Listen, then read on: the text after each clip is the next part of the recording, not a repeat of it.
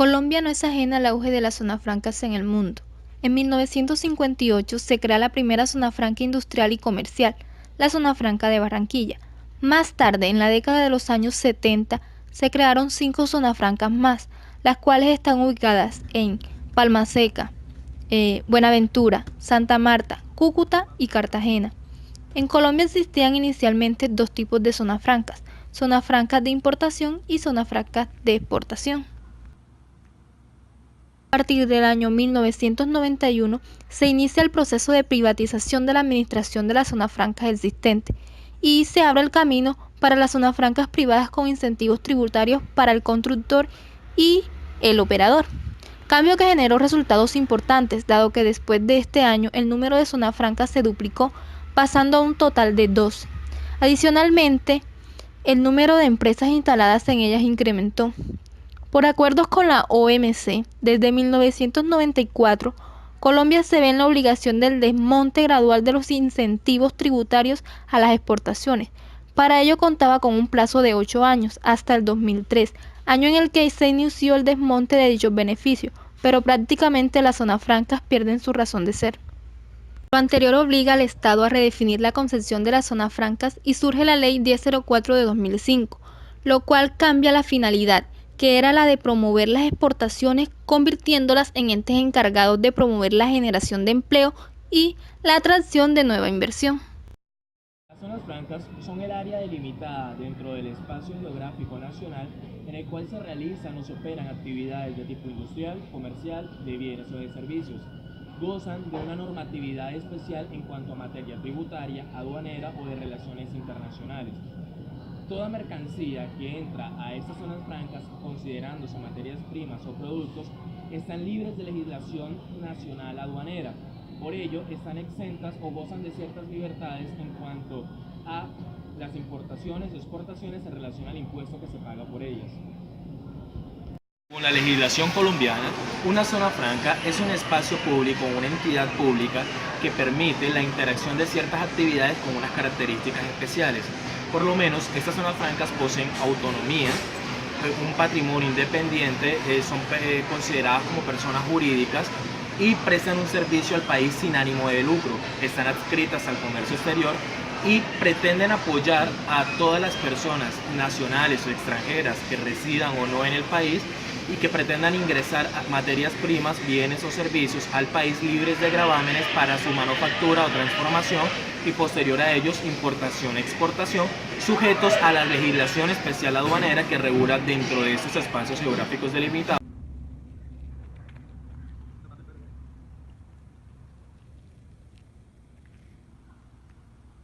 Hablemos sobre los tipos de zonas francas. El artículo 3 del decreto 2147 contempla básicamente 4 tipos de zonas francas: las zonas francas permanentes, las zonas francas permanentes especiales, las zonas francas transitorias y las zonas francas permanentes de costa afuera.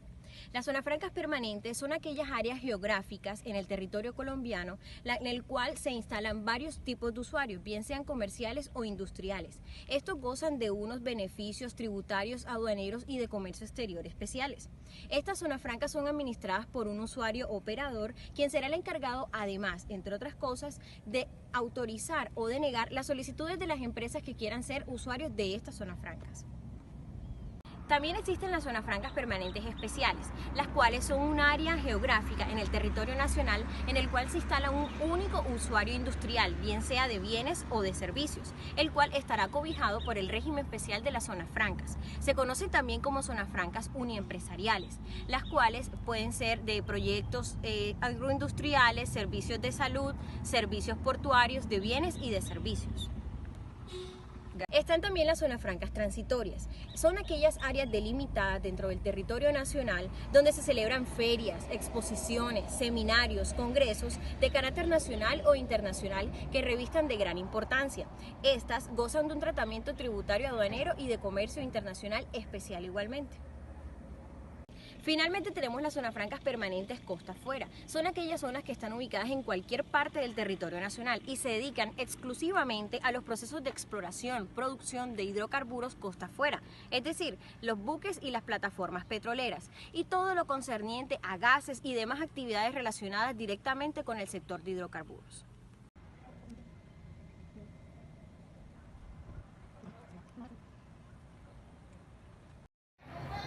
La Ley 1004 del 2005, en el artículo 3, define los tipos de usuarios. El usuario operador es la persona jurídica o persona autorizada para dirigir, administrar, supervisar, promocionar y desarrollar una o varias zonas francas, así como para clasificar sus usuarios.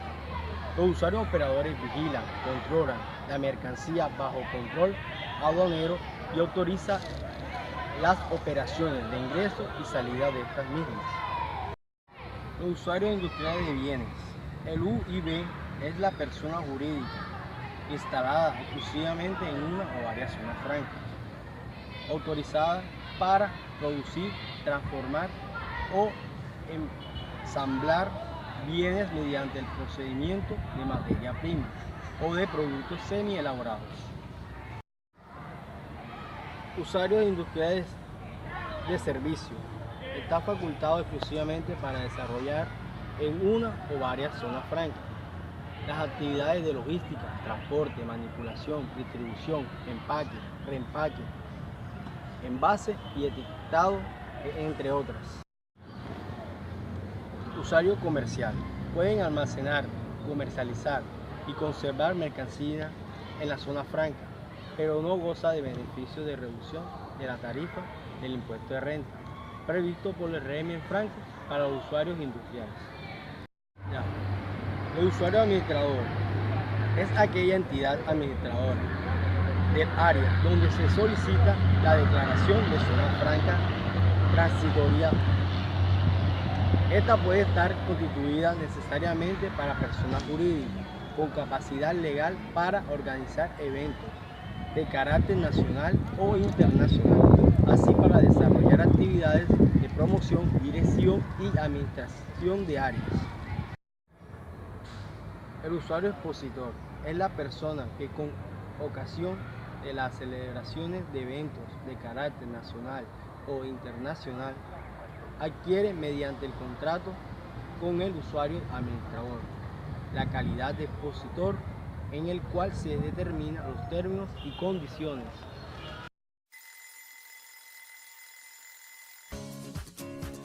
Hola, mi nombre es Felipe, soy estudiante de la carrera Auditoría Nivel 3 del CFT San Agustín. Junto a mis compañeros les daremos a conocer qué son los Incoterms. Los Incoterms permiten definir con exactitud hasta qué punto y momento el exportador es responsable de la mercancía y en qué momento se transfieren los riesgos de pérdida o daño al comprador. A su vez, estos especifican de manera concreta los documentos que deberán presentar y tramitar comprador y vendedor en las distintas fases de la operación de exportación. Al momento de elegir cualquier Incoterms, el exportador se obliga a entregar la mercancía en el plazo y lugar convenido, en el contrato de compraventa, como también tiene la obligación de enviar con la debida anticipación y con los documentos correspondientes, detallando las obligaciones del exportador como también los factores que influyen en el precio del producto exportado. Incoterms Export. En fábrica. Se utiliza cuando el exportador solo se limita a poner las mercancías a disposición del importador en sus propias instalaciones. La responsabilidad del exportador se reduce a proporcionar la mercancía convenientemente empaquetada y embalada. En ese momento tiene lugar el acto de entrega de las mercancías y por lo tanto la transmisión de los costos de riesgo del exportador al importador. La carga también es responsabilidad del importador en el vehículo que haya contratado. Este tipo de Incoterms se utiliza principalmente por aquellas empresas sin experiencia en el comercio internacional o que carecen de infraestructura comercial en el exterior. Este es el único Incoterms en que el importador se responsabiliza por los trámites de exportación. Incoterms FAS, franco al costado del buque. Este Incoterm se utiliza solo en el transporte marítimo y significa que el exportador asume los costos y riesgos del transporte hasta el muelle donde está atracado el buque contratado por el importador. Y en este momento se produce la entrega de la mercancía y la transmisión de los costos y riesgos. En tanto, si se produce un problema durante la carga, el importador es quien debe asumir la responsabilidad. FO. Franco a bordo. Se utiliza solo en transporte marítimo. Significa que el exportador es responsable de los costos y riesgos de transporte hasta que la mercancía sobrepasa la borda del buque. Es en ese momento que se produce la entrega de la mercancía y la transmisión de costos y riesgos. En la modalidad franco a bordo, si se produce un problema durante la carga antes de que la mercancía sobrepase la borda del buque, el responsable será el exportador. Incoterms FCA, franco transportista. Significa que el exportador se responsabiliza de los costos y riesgos hasta que pone la mercancía a disposición del transportista principal en el lugar acordado con el importador. Si la entrega se produce en el establecimiento del exportador, este queda obligado a cargar las mercancías en el vehículo del importador. En ese momento se produce la transmisión de responsabilidades. Si la entrega se produce en otro lugar, el exportador cumple con su obligación cuando pone la mercancía sin llegar a descargarla a disposición del transportista contratado por el importador. En ese momento se produce la transmisión de responsabilidades. Incoterms CFR, costo y flete. Se utiliza solo en transporte marítimo. Significa que el exportador se responsabiliza de los riesgos de transporte hasta que las mercancías sobrepasen la borda del buque. Hasta aquí, toda la situación es idéntica a la vista anteriormente en el Incoterms franco a bordo. La diferencia está en los costos, ya que ahora el exportador está obligado a contratar al transportista y asumir el costo del flete. Incoterms SIF, dorso, seguro y flete. Se utiliza solo en transporte marítimo y significa que el exportador es responsable de los costos de transporte de la mercancía hasta el muelle, su carga en el buque y el flete hasta el puerto de destino. Es en ese momento donde se produce la entrega de las mercancías. A partir de ahí será el importador el que asuma los costos. En cuanto a los riesgos, son responsabilidad del importador, a partir de que la mercancía traspasa la borda del buque. No obstante, los riesgos de transporte están cubiertos por una póliza de seguro contratada por el exportador a beneficio del importador, quien, como asegurado, en caso de pérdida o deterioro de la mercancía, reclama directamente a la compañía aseguradora. Incoterms CPT, transporte pagado hasta. Este Incoterm se utiliza en operaciones multimodales. El exportador es responsable de los costos de transporte o los medios que sean necesarios hasta el punto de destino de las mercancías. En cuanto a los riesgos, son responsabilidad del importador a partir del momento que se produce la entrega de la mercancía al primer transportista. Incoterms SIF, transporte y seguro pagado hasta. Es prácticamente igual que el anterior. La diferencia es que en este caso el exportador debe contratar una póliza de seguro a beneficio del importador, que es el asegurado. También es similar al SIF. La diferencia es que el SIF se utiliza en transporte marítimo, mientras que el término SIF se aplica a cualquier modalidad. DAT, entrega en terminal. Se utiliza para todo tipo de transporte. El exportador se hace cargo de todos los costos, incluidos el transporte principal y el seguro, que no es obligatorio hasta que la mercancía es descargada en el terminal convenido. También asume los riesgos hasta ese momento. El concepto terminal es bastante amplio e incluye terminales terrestres y marítimos, aeropuertos, puertos, zona franca, etc.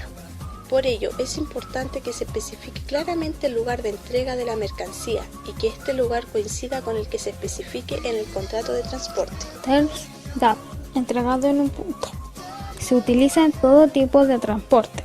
El exportador se hace cargo de todos los costes, incluido el transporte principal y el seguro, que no es obligatorio, pero no de los costes asociados a la importación, hasta que la mercancía se ponga a disposición del comprador en un vehículo listo para ser descargado. También asume los riesgos hasta ese momento. Incoterms DDP, entrega con derechos pagados. El exportador paga todos los gastos hasta dejar la mercancía en el punto convenido en el país de destino. El comprador no realiza ningún tipo de trámite. Los gastos de aduana de importación son asumidos por el vendedor y el tipo de transporte es polivalente, lo que quiere decir que puede ser cualquier tipo de transporte principal. Bueno, espero que les haya quedado claro. En resumen, un Incoterm representa un término universal que define una transacción entre importador y exportador, de forma que ambas partes tengan claro los costos, los riesgos y responsabilidades. Hablando un poco de las ventajas financieras, adicional a los beneficios tributarios y aduaneros que impactan directamente usuarios de zona franca tienen la posibilidad de realizar importaciones a gran escala y pagar sus aranceles gradualmente, en la medida en que se ven trasladados al TAN. Este representa un beneficio tangible en el flujo de caja de cualquier empresa con otros niveles de importación. El retorno de la inversión es significativamente más acelerado en un proyecto instalado en zona franca que por fuera de ella, lo cual se logra gracias a estos factores: menores costos de bienes capital, ya sea máquina y equipo, reducción importante en la tributación, disminución en los costos operacionales, aumentando el flujo de caja o reduciendo en endeudamiento. Ventajas logísticas. Las mercancías que llegan a los puertos desde el exterior cumplen sus procesos de inspección física por parte de las autoridades fiscales y aduaneras en las instalaciones del usuario calificado en zona franca, lo cual implica un ahorro importante en tiempo y costos de cargue, descargue y almacenamiento de las mercancías.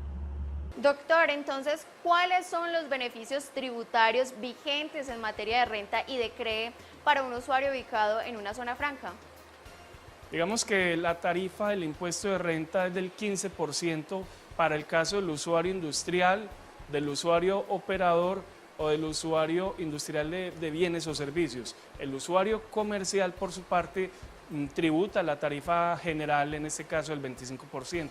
Y por otro lado, la ley 1607, al establecer el impuesto de renta para la equidad, dejó por fuera de este tributo a las empresas que hayan sido calificadas o estén en el proceso de serlo como usuarios industriales o usuarios de bienes y servicios en zona francas, no así el usuario comercial. ¿Cuáles son los organismos de control y las autoridades en las zonas francas? En primer lugar está el Ministerio de Comercio, Industria y Turismo, que tiene el control administrativo. Desde la aprobación de las zonas francas hasta el seguimiento de los proyectos, el cumplimiento de los deberes adquiridos y las sanciones de las infracciones de tipo administrativo. En segundo lugar tenemos a la DIAN, que tiene el control tributario, cambiario y aduanero de las zonas francas y de sus usuarios. Tercero, Comisión Intersectorial de Zonas Francas. Evalúa y emite conceptos sobre la viabilidad de declaratoria de existencia de las zonas francas y también aprueba o niega el Plan Maestro General de Desarrollo de Zonas Francas. Está integrado por el Ministro de Hacienda y Crédito Público o su delegado, el Director del Departamento Nacional de Planeación o su delegado, el Director de la DIAN o su delegado y un delegado del Presidente de la República. Cuarto, Secretaría Técnica, que está a cargo del Ministerio de Comercio, Industria y Turismo y que apoya a la Comisión Intersectorial en el desarrollo de sus actividades. Quinto, la Unidad de Investigación y Análisis Financiero, que evalúa los dos reportes que deben presentar obligatoriamente los usuarios de la zona franca: el reporte de operaciones sospechosas y el reporte efectivo comercio exterior. Si encuentra alguna inconsistencia, deberá reportarlo a la Fiscalía General de la Nación y esta debe iniciar las investigaciones pertinentes del caso.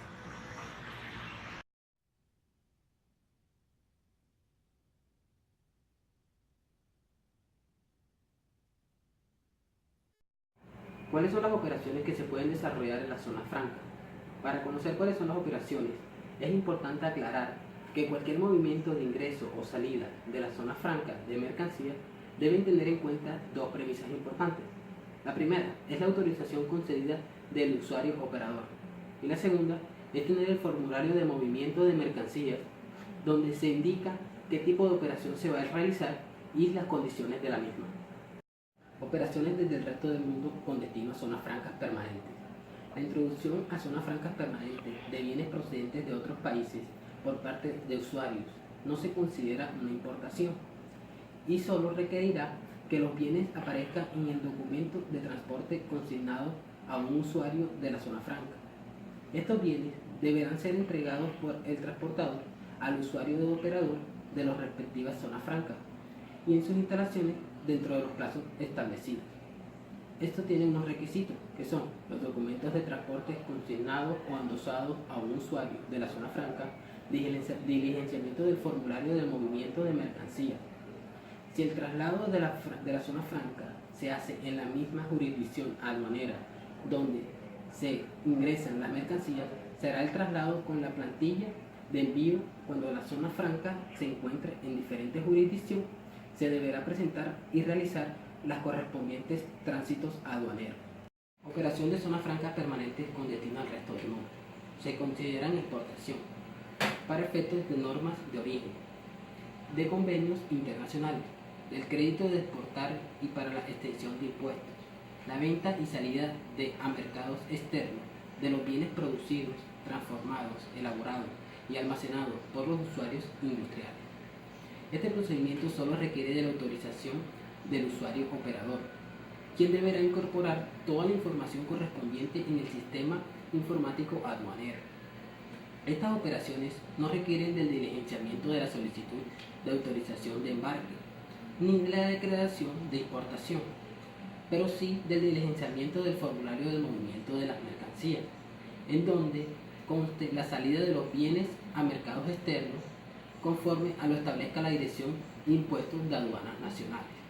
Los requisitos son la factura comercial y el formulario de movimientos de mercancías. Operaciones desde el resto del territorio aduanero nacional con destino a zonas francas permanentes.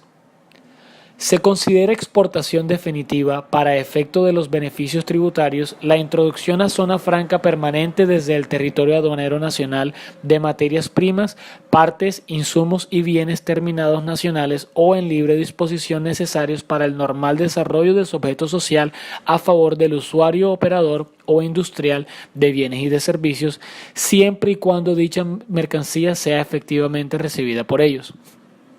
Las exportaciones temporales que se realicen desde el resto del territorio aduanero nacional a zona franca con el objeto de someter el bien a un proceso de perfeccionamiento por un usuario no tendrán derecho a los beneficios previstos para las exportaciones definitivas. Los bienes sometidos a regímenes de admisión temporal o de transformación y o ensamble de importación temporal de mercancías alquiladas o con contrato de arrendamiento con opción de compra, leasing, podrán finalizar su régimen con la reexportación a una zona franca permanente. El requisito documentario será el formulario de movimientos de mercancías. Operaciones entre usuarios de zonas francas permanentes. La compraventa de bienes y el arrendamiento de maquinaria y equipo pueden ser contratos celebrados entre los diferentes usuarios de la zona franca entre sí. Igualmente podrán contratar con otro usuario la producción, transformación o ensamble de dichos bienes. Estas operaciones solo requerirán el diligenciamiento del formulario de movimiento de mercancía y la autorización previa del usuario operador. Cuando estas operaciones impliquen el traslado de bienes de una zona permanente a otra que se encuentre en una jurisdicción aduanera diferente, el usuario industrial o comercial deberá presentar una declaración de tránsito aduanero. Cuando el traslado de mercancías no implique cambio de jurisdicción aduanera, el usuario operador elaborará en el sistema informático aduanero una planilla de envío. Operaciones de zonas francas permanentes con destino al resto del territorio aduanero nacional. La introducción al resto del territorio aduanero nacional de bienes procedentes de la zona franca será considerada una importación y se someterá a las normas y requisitos exigidos a las importaciones. Cuando se importen al resto del territorio aduanero nacional mercancías fabricadas, producidas, reparadas, reacondicionadas o reconstruidas en zona franca, los derechos e impuestos a la importación se liquidarán y pagarán sobre el valor en aduana de las mercancías importadas en el estado que se presenten al momento de la valoración, deduciendo el valor agregado nacional y o el valor de los bienes nacionalizados que se les haya incorporado en la zona franca. El derecho de aduana aplicable corresponde a la subpartida del producto final. Para este tipo de operaciones, el usuario operador expedirá el certificado de integración de las materias primas e insumos nacionales y extranjeras utilizados en el proceso de producción. Los desperdicios sin valor comercial resultantes en el proceso de producción podrán salir de forma definitiva al resto del territorio aduanero nacional siempre y cuando el usuario operador autorice este tipo de operación. Si los residuos y desperdicios tienen valor comercial, en concepto del usuario industrial, se someterán al trámite de importación ordinaria. El usuario operador podrá autorizar la salida temporal de la zona franca permanente con destino al resto del territorio aduanero nacional de materias primas, insumos y bienes intermedios para realizar parte del proceso industrial en el resto del territorio aduanero nacional. El usuario operador podrá autorizar la salida temporal de bienes de capital, partes o sus repuestos de la zona franca permanente con destino al resto del territorio aduanero nacional para su reparación, revisión o mantenimiento. Hola, buenas noches compañeros. Bueno, en el siguiente aparte veremos cuáles son los pasos para la declaratoria de una zona franca. El Ministerio de Comercio, Industria y Turismo declarará la existencia como tal de una zona franca bajo los parámetros declarados en el decreto 2147 del año 2016. Ahora veremos cuáles son esta serie de pasos o requisitos para que se pueda dar la creación de una zona franca. Bueno, el primer paso es la reunión con la Secretaría Técnica de la Comisión Intersectorial de Zona Franca.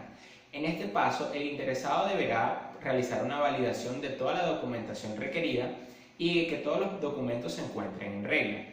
Esto con el fin de que al momento de que la Secretaría realice la verificación, todo se encuentre al día. Una vez la Secretaría haya dado el visto bueno, se procede a realizar la radicación del proyecto ante el Ministerio de Comercio, Industria y Turismo. Para la radicación de la solicitud, la solicitud declaratoria de existencia de la zona franca se deberá presentar por escrito ante el Ministerio de Comercio, Industria y Turismo, por parte de la persona jurídica como tal interesada en ser el usuario operador de dicha zona franca, o por el usuario industrial o el usuario administrador de la misma, dependiendo del tipo de zona franca. El usuario operador deberá ser una persona jurídica distinta al usuario industrial y al usuario comercial, sin que exista un tipo de vinculación, sea societaria o económica, por parte de los mismos. Los documentos necesarios como requisito para la radicación del proyecto son los siguientes. Primero, constitución e identificación de la nueva persona jurídica que pretenda la declaratoria de dicha zona franca, la cual debe estar domiciliada o debe residir en este país. Segundo, presentar cuáles son los nombres y la identificación de los representantes legales, miembros de la junta directiva, socios, accionistas y controladores directos o indirectos. Si los socios son personas jurídicas, deberán presentar dicha composición accionaria. En las sociedades anónimas abiertas se hace la aclaratoria que solamente se deberá informar los accionistas que tengan un porcentaje de participación superior al 10% del capital suscrito. Además, se debe presentar un certificado de existencia y representación legal, en el cual debe constar cuál es el objeto social que permite desarrollar las funciones propias de dicha zona franca. También dicho certificado debe contener cuál es la relación con el usuario operador, la cual también debe constar cuál es su objeto social, el cual le permite desarrollar las funciones relacionadas en cuanto a dirección, supervisión y promoción de zonas francas. Además, deberán presentar copia de los estados financieros con corte al último día del mes anterior del cual realizan dicha solicitud, y dichos estados financieros deberán estar previamente certificados. Además, deberán presentar una declaración bajo gravedad de juramento, en el cual el representante legal de la persona jurídica, así como el usuario operador, deberán manifestar que no han sido sancionados con la cancelación de la autorización como operador de comercio exterior mediante lo establecido por la regulación aduanera, ni que tampoco han sido sancionados con objeto de pérdida de la autorización o calificación como usuario de zona franca. Es decir, en términos generales, que estos no han sido condenados por la comisión de delitos relacionados con dicha materia. Por último, el solicitante, los representantes legales, los socios, accionistas u otro personal directivo no podrán tener deudas exigibles en materia tributaria, es decir, se deberá encontrar a paz y salvo en todo lo referente en materia tributaria, aduanera o cambiaria, es decir, se deberán encontrar a paz y salvo en todo lo referente al mismo. Veremos cuáles son los requisitos generales para la presentación del Plan Maestro de Desarrollo General de una zona franca.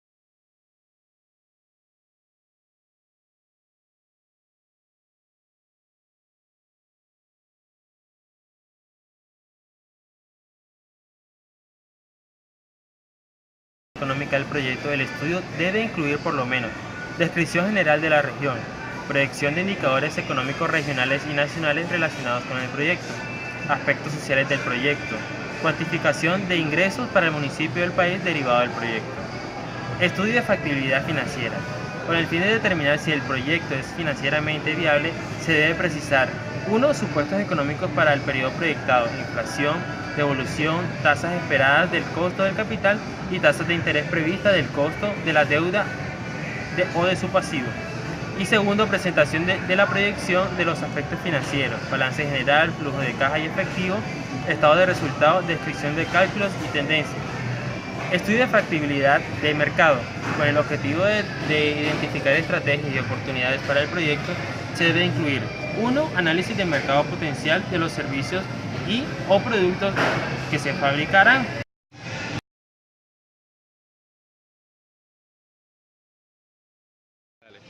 Estudio de factibilidad de mercado. Con el objetivo de identificar estrategias y oportunidades para el proyecto, se debe incluir 1. Análisis de mercado potencial de los servicios y o productos que se fabricarán o se comercializarán. 2. Estudios de la estrategia del mercadeo para las zonas francas. Y 3. Estrategias de posicionamiento y calidad a futuro de la zona franca y sus usuarios. Y 4. Determinación de su demanda. Estudio de factibilidad jurídica. Para establecer el marco de la solicitud se deberá cumplir con los siguientes requisitos. Estudio debidamente suscrito por un abogado de los títulos de propiedad de los terrenos sobre los que se desarrollará físicamente el proyecto de zona franca.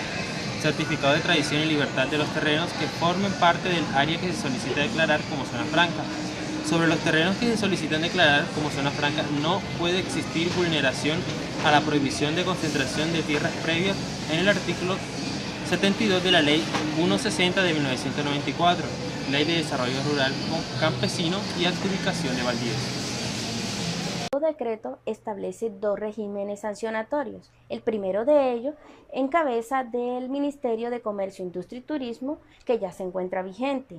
Este declarará la pérdida declaratoria de zona franca e impondrá las sanciones por el incumplimiento de los requisitos, obligaciones y funciones, aplicando los procedimientos administrativos sancionatorios previstos en la Ley 1437 del 2011. Por otra parte, el régimen sancionatorio de la DIAN aplicará las sanciones a aquellos usuarios en calidad de operadores de comercio exterior, aplicando las normas regulatorias aduaneras en cuanto a control, procedimientos y sanciones. Las agencias de aduana tienen como fin esencial colaborar con las autoridades aduaneras en el cumplimiento estricto de las normas legales para el comercio exterior, mientras que una zona franca es un área geográfica delimitada dentro del territorio nacional donde se desarrollan actividades industriales de bienes y servicios y actividades comerciales relacionadas con el comercio exterior. Estos bajo una normativa especial en materia tributaria, aduanera y de comercio exterior.